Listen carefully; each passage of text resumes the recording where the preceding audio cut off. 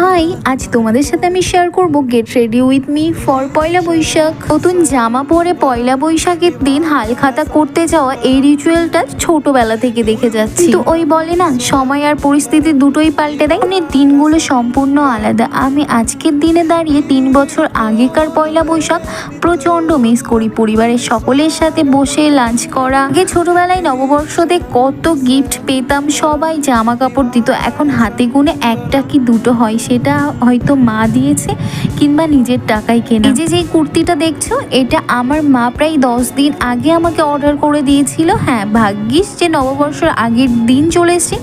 হয়তো আমি কোথাও যাইনি, কিন্তু মা ভালোবেসে দিয়েছে। নববর্ষের দিন একটু হলেও পরেছিলাম। আচ্ছা, তাহলে তোমরা একটু দেখে নাও আমাকে কেমন লাগছিল কুর্তিটা পরে নববর্ষের লুকে। আমাদের বকুল তলায় ভিড় জমেছে, বসেছে মেলা, দেখতে যাব আমি তুমি।